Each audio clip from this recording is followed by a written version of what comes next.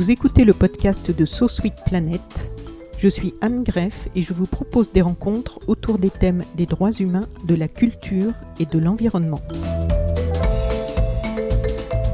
Dans cet épisode de So Sweet Planet, je vous propose une nouvelle rencontre avec Marie-Monique Robin, journaliste, autrice, réalisatrice pour son nouveau documentaire « La fabrique des pandémies », avec la comédienne césarisée et oscarisée Juliette Binoche, ici dans un rôle inhabituel, le sien, et ça lui va comme un gant. J'avais été enthousiasmée par le livre La fabrique des pandémies, et je suis ravie de savoir que les ventes ont été importantes et qu'il a donc touché un large public, puisque c'est véritablement un livre d'utilité publique, et j'ai été tout aussi enthousiasmée par le film. J'espère que lui aussi sera vu par le plus grand nombre, parce qu'il y a urgence, parce qu'il en va de la survie de l'humanité, et parce qu'il serait temps que l'on écoute ce que ces scientifiques sérieux, intègres, internationalement reconnus et indépendants, et écouter ce qu'ils nous disent. Bonjour Marie-Monique Robin. Bonjour. Merci de nous accorder un petit moment dans ce planning tellement chargé. Alors, lorsqu'on s'était rencontrés en mars 2021, il y avait un tournage en perspective, mais les perspectives avaient été déjà bousculées plusieurs fois par la pandémie et ses confinements. Aujourd'hui, le film a été tourné et il vient de commencer sa route dans les salles avec de multiples avant-premières en France et à l'étranger. Il y a eu une superbe avant-première à l'UNESCO, l'Organisation des Nations Unies pour l'éducation, la science et la culture, à Paris le 22 avril dernier. C'était très émouvant, avec la présence à tes côtés de Juliette Binoche et du scientifique Serge Morand. Une salle plus que comble, puisqu'il y a eu 1700 réservations. Oui, c'est ça. Et que vous avez dû ouvrir une seconde salle. Il y avait une file d'attente interminable dehors, avec une ovation à la fin de la projection. Et depuis, tu as déjà accompagné le film dans plusieurs villes, donc en France, en Suisse, au Luxembourg, en Belgique. Et la liste s'allonge chaque jour. Après toute cette série d'obstacles, est-ce que tu es heureuse de là où en est le film aujourd'hui ? Oui, bien sûr, parce que ça a été vraiment très difficile de le faire, parce que quand on s'est rencontrés en mars, je devais certainement me préparer pour aller au Mexique, certainement le premier pays, et c'était... chaque voyage était difficile, vraiment, en plein Covid, c'était très difficile. Les autorisations pour sortir du territoire, enfin bref, les tests PCR dans tous les sens, enfin bref. Non, ça a vraiment été très compliqué. Et même si un documentaire, on est en équipe plus réduite, mais il y a quand même du monde là. Ah non, il y avait on n'était pas du tout réduit là, on était 5. Non, c'est très très rare, parce qu'on a mis vraiment le paquet, comme je dis, pour bien filmer. 2 caméramans, c'est très rare, jamais ça se fait pour un documentaire. Un ingénieur du son droniste exceptionnel qui a fait des petits drones pour rentrer dans les forêts, enfin vraiment super. Juliette, qui est venue comme dans 5 pays sur 7. En plus de la France, ça fait donc 8 pays, elle était donc dans 6 pays. Non, c'était très, très compliqué. Ensuite, il fallait faire coordonner. On savait même pas quelles étaient les conditions là-bas. Parfois, il fallait une quarantaine, il fallait une quinzaine. Enfin, bref, c'était très, très dur. Donc, je suis très fière d'y être arrivée. Déjà, ça, c'est une chose. Oui. Et la deuxième chose, c'est qu'en plus, je suis contente parce que le film est vraiment beau. Moi, je l'assume, quoi, vraiment. Je suis très heureuse de ça. C'est dû à la qualité des gens qui travaillent avec moi, évidemment. Mais, et je suis aussi heureuse d'avoir accepté que Juliette soit dans ce film, parce qu'elle joue ce rôle de passeuse, enfin, de citoyenne lambda, en fait. Elle assume qu'elle n'y connaît rien à la science. Oui. Elle pose les questions pour nous, le grand public, en fait. Voilà. Alors, les questions, c'est moi qui les ai écrites, bien sûr. Parce que moi, je voulais que le contenu scientifique soit présent. Mais elle a beaucoup travaillé, elle a lu le livre, relu, voilà, et toutes les questions, elle les apprenait, on en parlait. Et puis régulièrement, elle fait des petits pas de côté, c'est-à-dire, et c'est ça qui apporte de la légèreté, qui fait aussi de l'humour, de la poésie, et ce qui fait aussi d'ailleurs que les citoyens peuvent vraiment s'identifier à elle, quoi. Oui. Et quand à un moment, elle va dire dans la mangrove au Mexique, d'abord elle est très émue, elle dit c'est comme une cathédrale et elle pleure en fait. Tout le monde pleure dans la salle parce que c'est très beau, la mangrove. Voilà. Mais ensuite, quand elle est avec le scientifique, elle dit est-ce que j'ai bien compris, c'est bien ça? Eh bien, tout le monde se dit ah ben oui, moi aussi j'en étais là. Enfin, voilà. Et ça aide véritablement à toucher un public très large qui n'a aucune formation scientifique. Et moi, je suis heureuse quand je sors d'une projection, on vient me voir, ça m'est encore arrivé hier, en me disant écoutez madame, moi j'hésite à regarder les films scientifiques parce que je comprends rien à la science.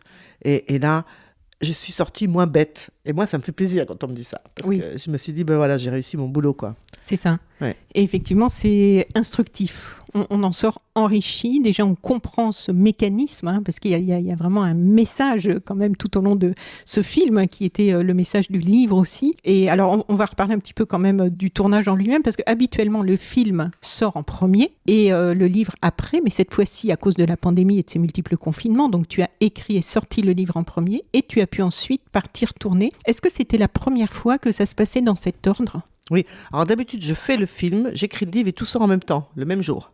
Ah, tout sort en même temps. Oui, mais donc du coup, on attend que je termine le livre. Enfin, voilà. Ah oui, c'est ça. Et là, je ne pouvais pas faire ça parce que, évidemment, quand j'ai commencé à travailler là-dessus, donc lors du premier confinement, c'était vraiment, carrément impossible de voyager, quoi.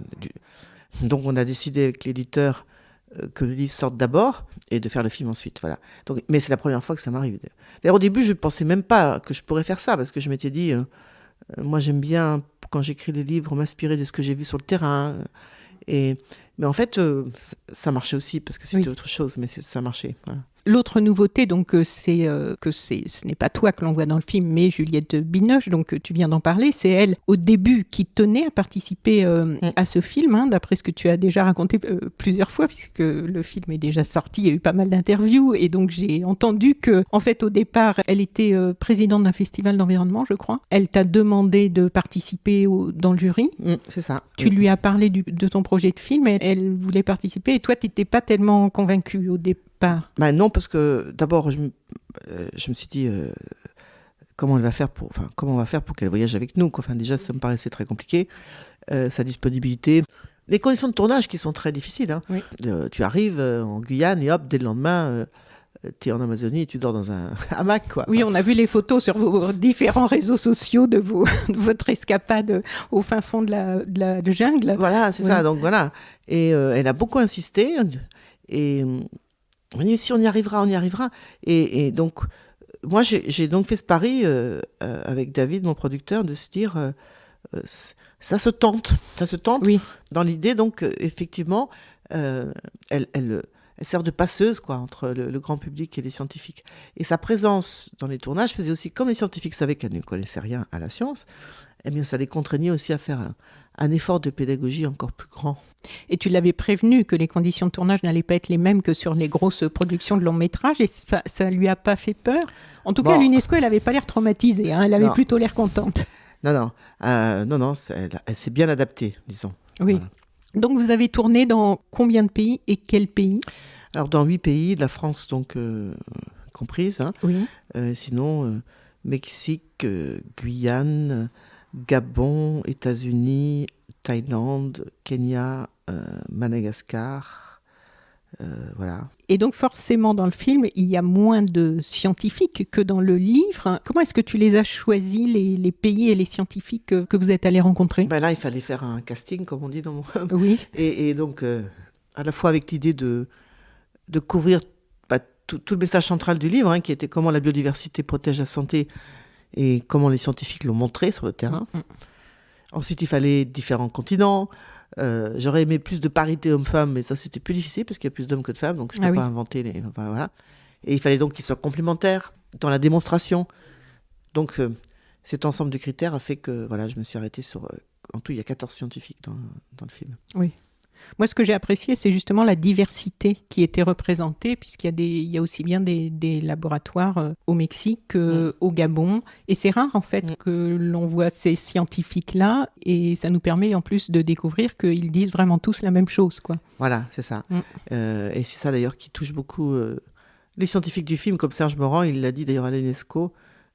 C'était très émouvant pour lui de se voir réuni avec ses collègues qu'il connaît parfois directement, mais souvent par publication interposée, et de se dire on est tous là depuis des années à dire la même chose, chacun dans son continent, avec sa spécialité, eh bien c'est très rassurant, quoi. Ce que je trouve très réussi aussi dans ce film, c'est que les explications donc, des scientifiques sont rendues très accessibles et sont véritablement mises en image puisque vous êtes avec eux sur place et il y a aussi de superbes images de paysages D'où l'intérêt de voir le film sur grand écran. Et donc, on voit ces réserves de biodiversité magnifiques avec ces flamants roses, les couchers de soleil exceptionnels. Est-ce qu'il y avait un souhait particulier sur ce film de faire vraiment de belles images? Parce que les moyens, comme tu l'as dit, les moyens techniques, tu as mis un peu plus le paquet. Bah oui, parce que si tu filmes la biodiversité, il faut bien la filmer, quoi. Si tu veux la protéger, on ne protège que ce qu'on connaît. Voilà. Et je voulais qu'on se dise, d'abord, c'est très beau, la biodiversité déjà, et se rendre compte de cette richesse, quoi, de cette biodiversité partout sur le continent, là, enfin, partout dans le monde, là où il en reste, parce qu'il faut quand même dire qu'elle est quand même très largement menacée. Mais donc, quand tu vas en Amazonie ou dans une forêt primaire gabonaise ou n'importe où, enfin, l'idée, c'était quand même d'être émerveillé par cette biodiversité. Voilà. Alors on a rajouté à ça les dessins de Valentine Plessy, qui sont vraiment aussi extraordinaires. Oui. D'animaux uniquement, c'est sa spécialité. Et donc ces dessins sont très présents dans le film, parce que d'abord quand on fait un film comme ça, évidemment on parle de zoonoses, donc c'est des maladies liées aux animaux. On se dit comment on va faire pour les filmer, à part ceux que les scientifiques, comme on le voit dans le film, capturent, voilà. Ensuite libèrent, d'ailleurs je souligne, ils font leur prélèvement. La petite souris à pattes blanches, oui, voilà. On voit qu'ils en prennent grand soin. Voilà, et ensuite, ou les chauves-souris, ils font des prélèvements et ils les relâchent. Mais les autres, ça, alors, nous on faisait pas un documentaire animalier, ça veut dire que pour filmer un toucan, par exemple, on parlait de toucans, ils sont à la cime des arbres en Amazonie, pour faire ça, il faut attendre 3 semaines, 3 mois, enfin. Donc, les dessins de Valentine sont vraiment extraordinaires, c'est-à-dire que avant de partir dans chaque pays pour tourner, je demandais aux scientifiques qu'on allait rencontrer, envoie-moi une liste de 10 à 15 animaux, soit qui sont endémiques au pays où nous allons, donc on les trouve que là-bas, soit qui sont en danger d'extinction, soit qui sont liés à des maladies potentielles, voilà.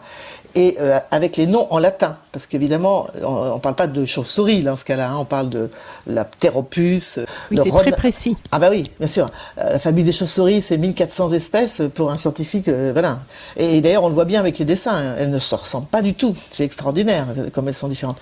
Et donc, Valentine me faisait les dessins, on les faisait tirer sur un beau papier et tout, et après, je les emmenais évidemment en Guyane ou au Gabon ou ailleurs. Et à chaque fois que les scientifiques les voyaient, ils étaient très impressionnés, parce qu'ils disaient, mais c'est exactement ça, quoi. Mais avec des détails, je me souviens une fois quand je suis arrivée au Kenya, j'ai rencontré un spécialiste des moustiques, et il m'avait demandé 3 variétés, 3 espèces de moustiques. Alors moi, quand je les voyais, tu te dis c'est des moustiques, quoi. Voilà. Et lui, non, il a bien remarqué qu'il y avait un petit trait jaune qui était là et qui était typique de tel moustique. Extraordinaire, quoi. D'ailleurs, il voulait tous les garder. Ah oui. Tellement il les trouvait beaux. Donc je me suis dit, ça serait bien de faire un livre, un beau livre, c'est-à-dire un beau livre, ça veut dire où le dessin prime, avec un petit texte quand même d'accompagnement, avec plusieurs entrées possibles, que tout le monde pourrait, le genre de livre qu'on laisse traîner sur une table de salon et qu'on feuillette avec des enfants, avec des anciens, enfin avec n'importe qui, puis on s'arrête, on en regarde 2, on le pose, on le reprend, et voilà, et vraiment ça donne une présence des animaux, je trouve, assez extraordinaire. Alors ça, c'est l'une des choses. Puis la deuxième chose qu'on a faite aussi, et qui finalement marche assez bien, comme l'idée c'est de dire, c'est nous les humains, quand nous faisons des intrusions dans la forêt, qui provoquons donc finalement ces pandémies, eh bien on s'est dit on va essayer de simuler le regard des animaux. Donc je ne sais pas si tu te rappelles, dans le film, il y a plusieurs moments, on s'est dit tiens, qu'est-ce qui se passe? Puis après petit à petit on comprend. Donc un oiseau par exemple, on sait qu'il vole de telle manière. Alors, donc on avait un drone qui a simulé le vol de l'oiseau avec le cri de l'oiseau, et puis aussi les perceptions des couleurs de ces différents animaux, parce qu'en fait on découvre que ils ne voient pas de la même manière, que ce soit un rongeur, un oiseau, etc. Donc on a essayé de le simuler, ou le moustique qui a 100 yeux, alors on dit pas 100 yeux, mais 100 yeux, comme on le voit dans le film. D'ailleurs on voit on a reconstitué ça en Thaïlande, là dans la forêt d'EVA. Donc voilà, pour suggérer finalement que leur point de vue à eux, quand nous entrons dans ces espaces naturels, voilà. D'accord. Qu'est-ce qui t'a le plus surprise ou touchée durant ces tournages, qui étaient quand même à un rythme intensif et que tu avais préparé avant, puisque le livre était, on l'a dit, a été sorti avant, donc tu connaissais déjà bien le sujet, tu savais ce que les scientifiques allaient pouvoir en dire. Et quelle a été la part de surprise ou émotionnelle? Quels ont été les moments forts pour toi durant ces tournages? Mais on le voit aussi dans le film, et d'ailleurs Juliette Binoche est une jolie passeuse, parce qu'elle est très sensible à la beauté de la nature, n'est-ce pas? Et comme on la filme, eh bien, on voit son émotion et nous la partageons, cette émotion. Je me souviens, quand on était dans la mangrove, par exemple, à Celestún, c'est dans la région du Yucatan au Mexique, qui est donc une réserve protégée qui est l'un des plus grands sanctuaires ornithologiques du monde. Il y a 300 espèces d'oiseaux qui vivent là ou transitent, enfin, etc. Nous, on était au moment des flamants roses, enfin voilà. C'était absolument magique, cette mangrove. Et donc, on a eu la chance, finalement, pour ce film, d'aller dans des grands sanctuaires de biodiversité, les derniers hotspots, comme on dit, de biodiversité, aussi bien à Madagascar, où, malheureusement, comme on le voit dans le film aussi, déjà 90% de la forêt a été détruite, mais il reste des spots comme ça de biodiversité avec les lémuriens. Oui, bien sûr. Oui, c'est triste à voir. En même temps, on a vu les lémuriens, on comprend aussi d'ailleurs comment notre destin est lié à celui des lémuriens, quoi, parce que on comprend vraiment ce que ça veut dire une espèce parapluie, c'est un mot qui est introduit dans le film, qu'introduit la primatologue Patricia Wright. Parapluie parce qu'en fait, si les lémuriens disparaissent, il y a déjà 94% des lémuriens qui sont menacés d'extinction. Il y en a, je rappelle qu'ils sont des primates endémiques à Madagascar, on ne les trouve que là-bas. Et 114 différentes espèces, etc. S'ils disparaissent, c'est parce que la forêt a disparu. Ils sont liés à la forêt. La plupart mangent du bambou, par exemple, enfin, etc. Et si la forêt a disparu, eh bien, ça veut dire que le climat s'est complètement déréglé, qu'on a des problèmes d'eau, qu'on a des problèmes d'alimentation. On comprend vraiment que si les lémuriens disparaissent, c'est plus qu'un signal d'alerte. Là, c'est déjà trop tard pour nous, quoi. Donc, voilà. Moi, j'ai été touchée donc, par la beauté de ces paysages, quand même, hein, donc, de ces espaces naturels. On a eu la chance d'aller. Et puis, j'ai aussi compris que notre destin en tant qu'humain, il est lié à ces espaces naturels. Alors, ces forêts primaires, dont je rappelle qu'elles se réduisent comme peau de chagrin, n'est-ce pas? Et on comprend vraiment que nous sommes liés à ces espaces naturels. C'est-à-dire que c'est pas, je dis toujours, hein, la biodiversité maintenant, c'est vraiment pas un supplément d'âme pour Bobo écolo à vélo, comme j'ai peut-être déjà dit tout à l'heure, mais enfin c'est pas grave. C'est-à-dire qu'on est liés, on a besoin d'elle pour vivre, et que si elle disparaît, c'est un signe que nous les humains, allons disparaître. Nous, et puis tous les organismes vivants, hein, parce qu'on est liés à ces espaces naturels. Alors ça je l'ai vraiment compris lors de ce périple, quoi. Oui, on comprend bien ce phénomène d'interdépendance dans le film. Et donc, dans ce documentaire, vous partez ensemble rencontrer des scientifiques, donc une partie de ceux que tu avais interviewés pour le livre. Donc, le sujet de la fabrique des pandémies, pour ceux qui n'ont pas écouté le premier podcast et qui n'ont pas encore lu le livre ou vu le film, il faut quand même rappeler, puisqu'il y a un message central qui rejoint ce que tu viens de dire. Tu es allé les rencontrer, ces scientifiques, pour les faire parler de quoi ? Je suis allée les faire parler de leurs travaux, de leurs études, de leurs recherches, sur leur lieu de recherche. Donc, c'est pour ça que je suis allée dans tous ces pays, quoi, parce que, voilà. Et l'idée, c'était de comprendre comment ils ont pu démontrer scientifiquement que la biodiversité, c'est le meilleur antidote contre l'émergence des prochaines pandémies. Pourquoi la biodiversité protège notre santé ? Parce que, évidemment, quand on dit une forêt primaire, par exemple en Amazonie, il y a beaucoup de faune sauvage, il y a beaucoup d'animaux, de plantes, d'arbres, et donc aussi il y a beaucoup de micro-organismes, parce que les micro-organismes font partie de la biodiversité. Donc c'est normal que potentiellement, c'est là-bas qu'il y a le plus d'agents pathogènes qui pourraient être dangereux pour les humains. Alors donc quand on se dit ça, on se dit rasons toutes les forêts primaires et puis comme ça on est tranquille, quoi. Exterminons les chauves-souris. Il y en a qui disent ça. Hein. Fausse bonne idée. Très très très fausse bonne idée, parce qu'en fait ils montrent vraiment que si on fait ça, c'est l'enfer sur Terre. C'est là qu'on va faire exploser tous les foyers épidémiques. Donc d'ailleurs, il y en a même un qui me dit, avec évidemment un peu de cynisme, Thomas Gillespie, un chercheur de l'université Emory à Atlanta, il me dit: on ne serait pas assez bons, nous les humains, pour toutes les exterminer. On va quand même, et donc là, justement, alors là, ça serait le pire de tout, quoi, parce qu'en fait, c'est là qu'on se mettrait en très grand danger. Donc, parce qu'en fait, ce qu'ils ont montré, c'est que véritablement, plus on a de biodiversité, plus on réduit le risque infectieux. Voilà. Et ça, c'est quelque chose un peu de contre-intuitif, parce que, comme je viens de dire, puisqu'ils sont là-bas, c'est là-bas qu'il y a potentiellement du danger, rasons tout. Non, c'est le contraire.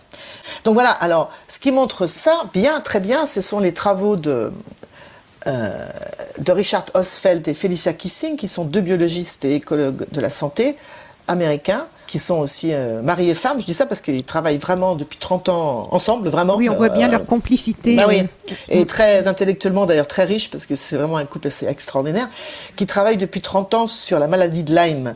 Alors, on en parle de plus en plus en France, on parle de Lyme pour certains, c'est cette maladie transmise par des tiques qui sont infectés par une bactérie qui a un nom assez imprononçable, Borrelia burgdorferi, dont le réservoir est toujours un rongeur. Alors le réservoir, ça on comprend ce que c'est que dans le film, donc c'est un animal qui porte des virus, mais de manière asymptomatique, comme un porteur sain. Il n'est pas malade, voilà. Mais il peut le transmettre, voilà. Alors dans ce cas, ce qu'ils ont découvert, ces scientifiques, c'est que le réservoir de la bactérie, c'est un petit rongeur qu'on appelle la souris à pattes blanches, d'accord ? En fait, il faut savoir que quand les tiques naissent, ils ne sont pas infectés. Et pour s'infecter, il va falloir qu'ils prennent un repas sanguin. Alors dans la vie des tiques, c'est assez extraordinaire. Ils ne mangent que 3 fois en 2 ans, puis après ils meurent. Oui, on apprend plein de choses étonnantes. C'est étonnant. 3 repas sanguins, hein, donc. Et si leur premier repas sanguin, ou le deuxième, ou le troisième d'ailleurs, est sur une souris à pattes blanches, ils ont une 95% de chance de s'infecter et d'attraper la bactérie. Et donc ensuite de pouvoir nous la transmettre. Donc ce qu'ont montré les scientifiques américains d'abord, c'est que dans la grande famille des rongeurs, alors je rappelle que c'est 40% des mammifères sont des rongeurs sur la planète, donc c'est vraiment une famille très très importante, avec plus de 2000 espèces, etc.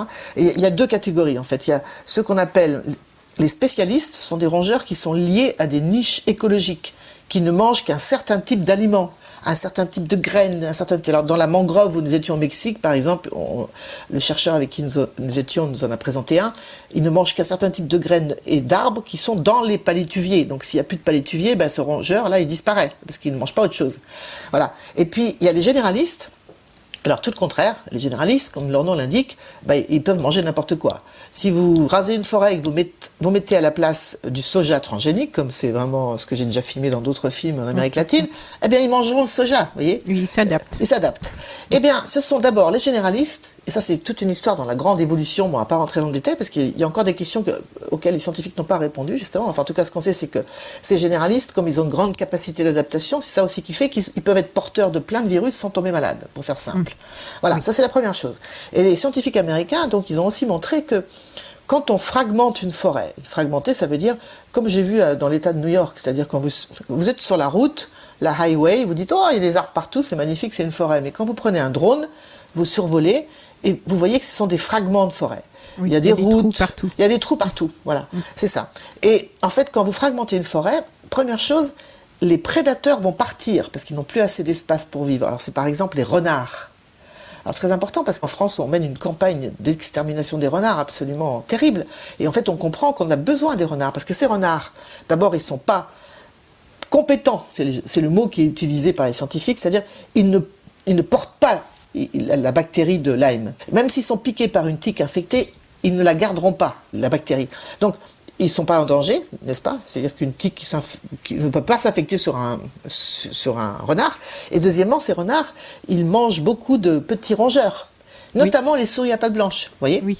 Donc les en fait, fameuses. les fameuses. Donc, et ce qu'ils ont démontré, c'est que quand vous fragmentez une forêt, les prédateurs s'en vont, les spécialistes s'en vont, parce que voilà, leur source d'alimentation disparaît aussi, et vont donc proliférer les souris à pattes blanches, et donc les tiques infectées. En fait, ils ont démontré que plus la parcellisation, enfin la fragmentation de la forêt est grande, plus vous avez de risques d'être infecté par la maladie de Lyme, en fait 5 fois plus de risques. Voilà.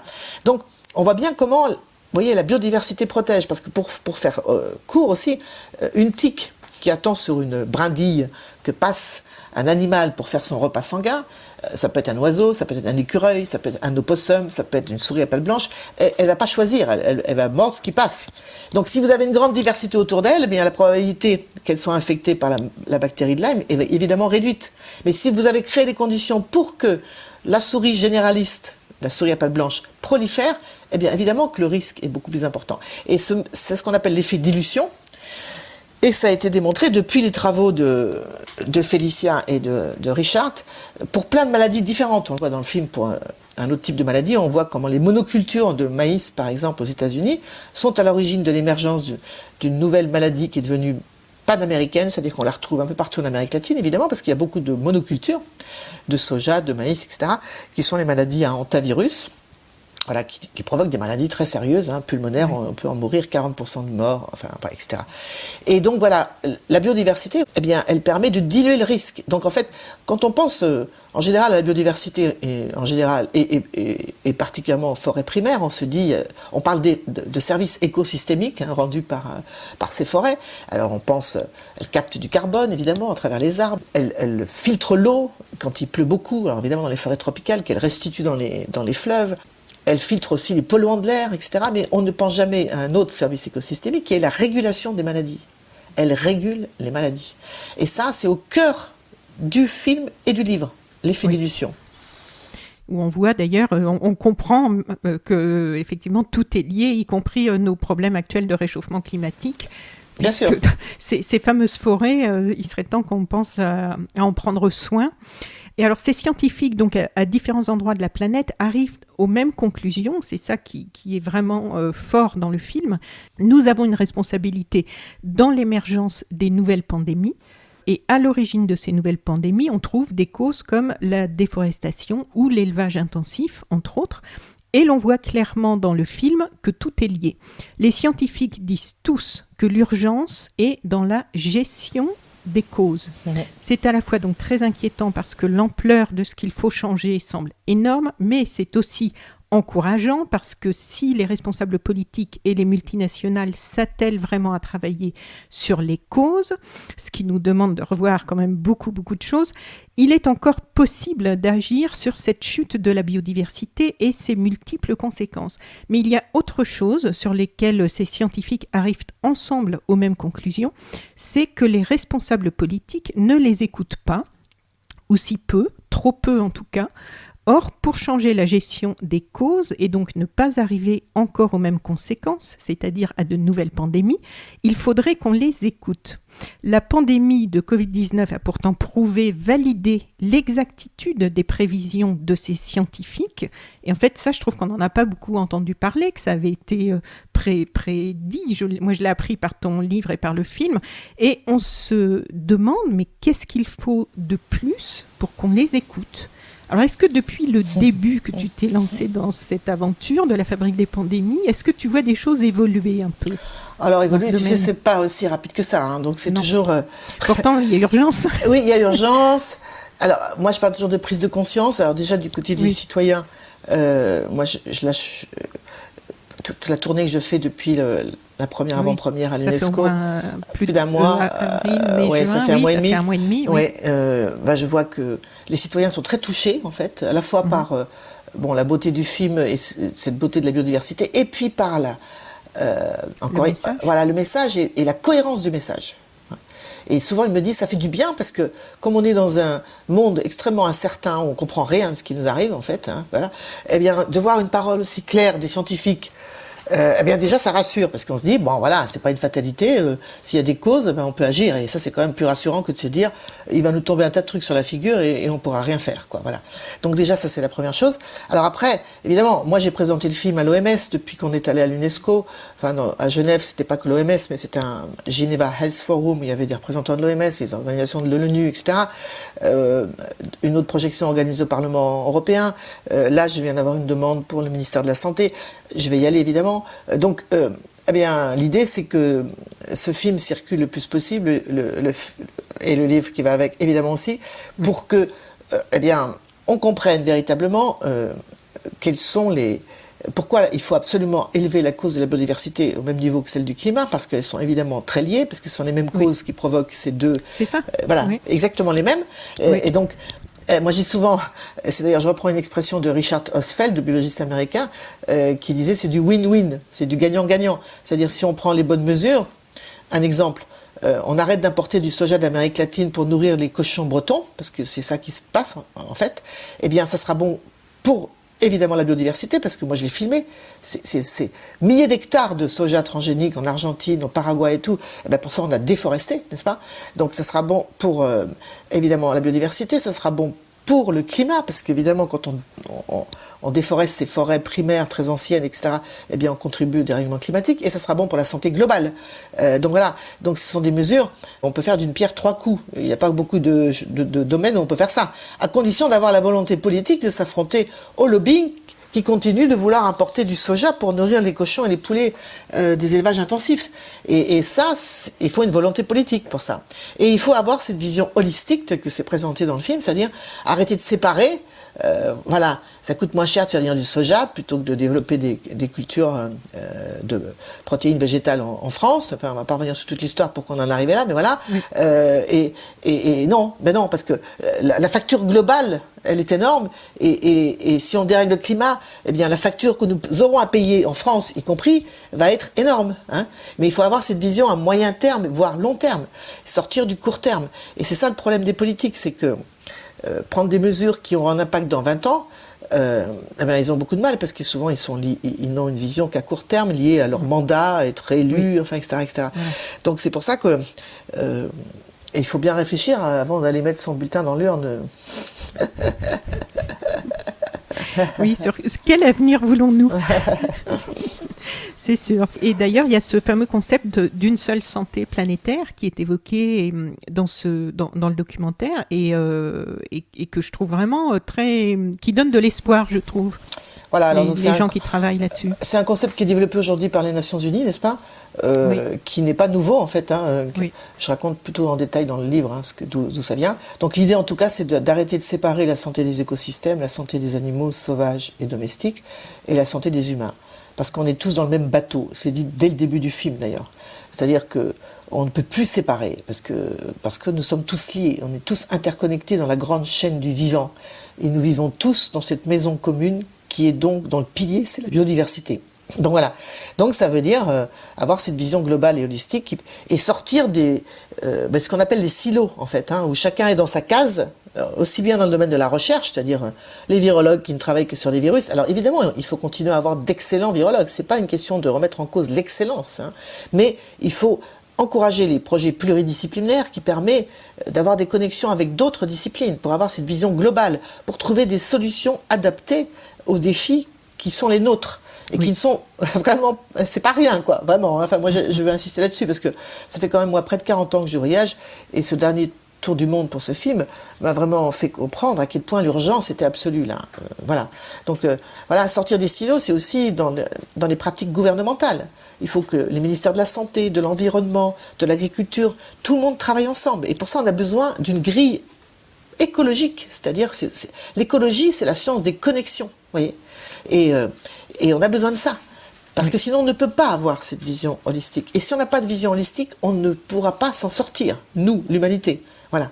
Donc, beaucoup de scientifiques, enfin, tous les scientifiques du film, évidemment, soutiennent cette démarche de One Health, une seule santé, voire un autre concept qui est très proche, qui s'appelle Planetary Health, la santé planétaire, qui inclut aussi le climat, les inégalités, tout ça, parce qu'en fait, tout est lié, y compris la dimension économique. Et dans le sens où c'est quand même le système économique dominant qui nous mène dans cette impasse. Et qui fait aussi que... C'est de plus en plus clair, heureusement. C'est de plus en plus clair, il y a de plus en plus d'inégalités d'ailleurs. Et la question de la pauvreté, elle est aussi abordée dans ce film par les scientifiques, qui disent très clairement qu'on ne peut pas efficacement protéger la biodiversité, notamment dans les zones où il y en a beaucoup encore, si les gens crèvent de faim. On voit très bien à Madagascar. Évidemment, à Madagascar, il y a déjà 90% de la forêt qui a disparu, notamment parce que les colons français ont beaucoup encouragé l'exploitation ce qu'on appelait les essences rares, enfin vous voyez, les bois exotiques, etc. Oui. Et aujourd'hui, il y a encore 100 000 hectares qui partent en fumée parce que les gens coupent des arbres pour cuisiner. Hein. Et ça provoque des problèmes de santé parce que dans des toutes petites maisons, comme j'ai vu, vraiment toutes petites, c'est de la fumée. Enfin, donc il faut trouver des alternatives parce que les gens, évidemment, il faut qu'ils mangent. Et il y a des alternatives, on n'a pas le temps d'en parler, mais moi j'ai fait des films là-dessus. Il y a des alternatives hein, à cette manière de cuisiner. Donc voilà, mais en même temps, donc clairement, si le sort des Malgaches, c'est-à-dire vraiment au sens plein du terme, eh bien, est notre affaire à nous aussi, parce que encore une fois, on est tous liés. Donc on peut pas se dire ils vont continuer de couper des arbres pour faire à manger, et puis ça nous regarde pas. Non, ça nous regarde. Bien sûr que ça nous regarde, parce que quand il n'y aura plus d'arbres sur cette planète, eh bien, ça ne sera pas un monde facile à vivre. Et on voit que les conséquences, on commence déjà Oui. à les avoir, Oui. puisqu'on voit bien que maintenant, la pandémie, là, on commence à parler déjà de nouveaux variants Ouais. encore et encore des Ouais. nouvelles, Ouais. des nouveaux virus là. Ouais. Tout à fait. Bon, donc on voit bien qu'il serait temps d'écouter, il serait temps d'agir. Alors quelques mots parce que je dois te libérer Oui. parce que tu es justement dans cette tournée d'avant-première. Quelques mots de la musique composée pour ce documentaire par Émilie Loiseau, Très une beau. belle artiste engagée Ouais. aussi avec Très une magnifique. super belle musique. Ah oui, elle a fait une très très belle musique. D'ailleurs, je suis fière parce que dans le générique du début du film, il y a 4 femmes, si tu as bien remarqué.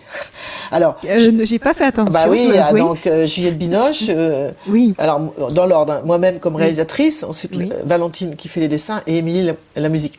Alors, je ne veux pas non plus ignorer le travail de mes confrères masculins Oui. qui ont fait un super boulot, hein, parce que Oui. j'avais quand même 2 caméramans, un droniste, un géant du Oui. son extraordinaire. Oui. Voilà. Des images exceptionnelles. Mais voilà, c'est un petit clin d'œil. Bon, c'est super. Et donc, alors maintenant, pour terminer, comment voir le film pour celles et ceux qui nous écoutent? Donc, Alors, moi, je vais mettre le lien, hein, Voilà. puisqu'il y a un site sur lequel on peut voir les dates et les lieux des avant-premières qui sont des projections. Maintenant, des c'est bancs, plus en général. maintenant, c'est plus des avant-premières, parce que donc d'abord le film a été diffusé le 22 mai 2022 sur Ushuaïa TV en replay pendant un mois entier. Il va être bientôt disponible sur une plateforme de France Télé Outre-mer où on pourra le voir en ligne. Mais D'accord. il circule beaucoup parce que c'est vraiment un film pour le cinéma. On peut le voir 2 fois, aller le voir dans une salle, débattre. Oui. Parce que c'est vraiment, on l'a fait, l'image est magnifique et tout. C'est vrai que on a fait un gros travail sur le son. C'est vraiment bien de le voir sur le grand écran. Donc Oui, on peut le voir sur je grand confirme. écran et puis le revoir si on veut. Voilà, donc tout ça est aussi sur notre site m2rfilm.com. Tu peux mettre le lien où on peut avoir à la fois où est-ce qu'on peut le voir sur un petit écran, où est-ce qu'on peut le voir peut-être près de chez soi. On peut aussi, si on n'a pas encore de projection débat chez soi, se rassembler avec les associations locales, aller voir son cinéma et dire on veut faire une soirée, on veut débattre avec ce film. C'est ce qu'on encourage à faire. Hein, voilà. On peut le faire partout comme on veut. Voilà. Pour qu'il circule partout. Voilà. Et donc, là, il y a des dates jusqu'à fin juin. Oui, c'est ça. Ça va aller Et plus on loin les- ou il y a un Ah, non, break non. pendant l'été? Oui, Non. il y aura certainement un petit break pendant l'été. Hein. Enfin, moi, en tout cas, c'est sûr que je vais un petit peu disparaître des radars, hein, parce que j'en ai besoin, je suis un peu fatiguée. Mais il y a des dates partout, septembre, octobre, novembre, et D'accord. on remplit au fur et à mesure, hein, donc on peut aller voir est-ce qu'il y a un cinéma près de chez moi, et encore une fois, on peut l'organiser aussi. L'idée, c'est que les gens se rassemblent là où ils sont, n'est-ce pas? Hier soir, je suis dans une petite ville, à Grillon. Il y avait 100 personnes, c'est un tout petit village. Les gens étaient très touchés. Et ils sont partis en disant ah ben voilà, on a des arguments, on va y aller, quoi. Et ça nous recharge les batteries. Et voilà, c'est ça l'idée, quoi.